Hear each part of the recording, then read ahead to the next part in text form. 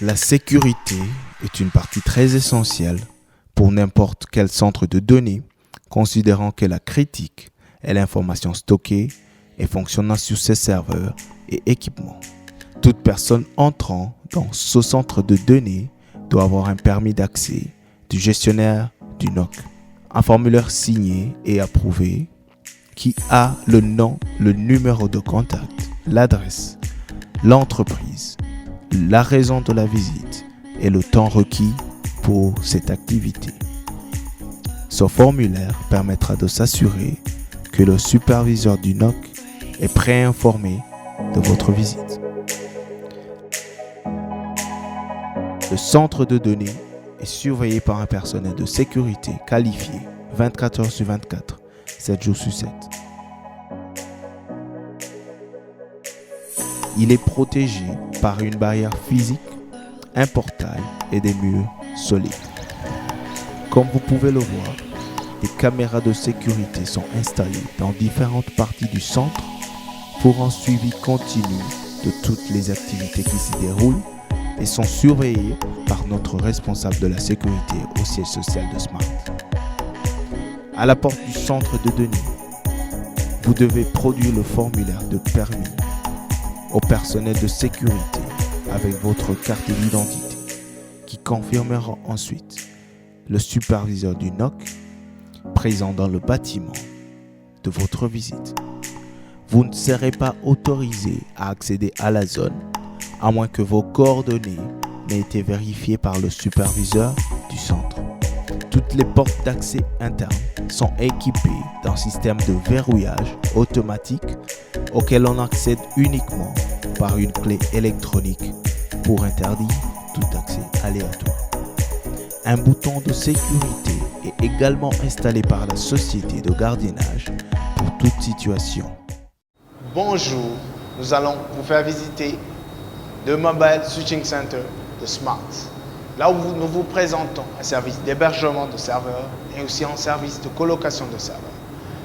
Un service de colocation de serveurs vous permet d'accéder à vos serveurs à tout moment avec une salle surélevée équipée d'armoires de serveurs, de commutateurs réseau, de connexions réseau, des équipements d'alimentation et de distribution, de gestion de température, de sécurité physique. Mais aussi, nous vous offrons un espace pour vos ingénieurs locaux. Le service d'hébergement vous permet d'avoir un serveur dédié à vous, à être hébergé dans notre Mobile Switching Center selon vos besoins avec des installations nécessaires.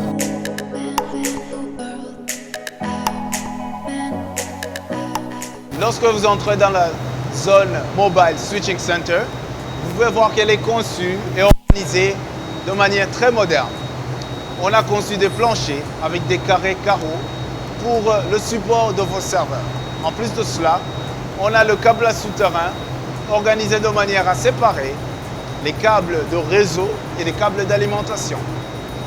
La salle du Mobile Switching Center, elle est marquée de pointeurs pour mieux localiser vos serveurs. Et c'est pas ça. Comme vous pouvez le voir, on a une très grande surface pour faciliter toute expansion future.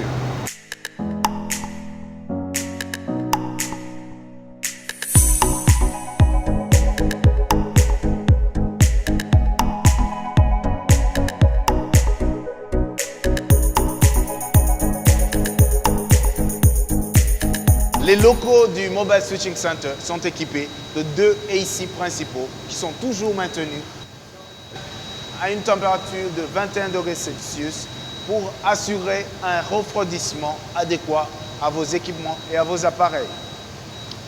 On a également 2 AC de sauvegarde qui commutent automatiquement avec les AC principaux en cas de panne. Et nous avons aussi une équipe du NOC qui surveille en tout temps, à chaque heure, la climatisation et le degré de refroidissement en prenant des notes manuelles. En cas d'incendie, le système de contrôle est déclenché automatiquement et on a à notre disposition du gaz liquéfié qui se transmet à travers les tuyaux pour essayer de contenir l'incendie présent dans le Mobile Switching Center. Maintenant, je vous invite dans la salle de gestion d'incendie. On a des installations de gestion d'incendie très modernes qui utilisent du gaz liquéfié qui est envoyé à travers ces tuyaux pour empêcher au feu d'endommager vos équipements.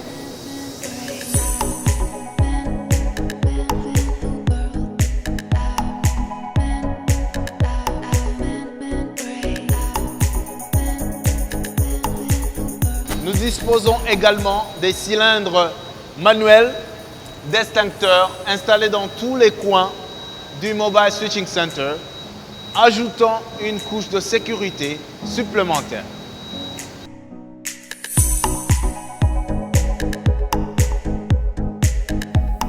Le Mobile Switching Center reçoit l'énergie du transformateur régie des eaux installé dans les enceintes du Mobile Switching Center. La transmission se fait en 3 phases. Tous les équipements, tous les serveurs sont connectés à 2 alimentations différentes, entre autres de UPS, pour une alimentation continue. Il y a également 2 racks d'alimentation CC et CA séparés. Nous disposons également de 2 générateurs diesel de type industriel, chacun avec 400 kVA. Ils fonctionnent de manière de sauvegarde, c'est-à-dire quand l'un est en panne, l'autre prend le relais. Nous avons aussi un système UPS pour contrôler les fluctuations électriques et pour empêcher aux unités électriques d'endommager les équipements. Nous disposons également des batteries de secours, chacun avec une puissance de 9000 ampères par heure.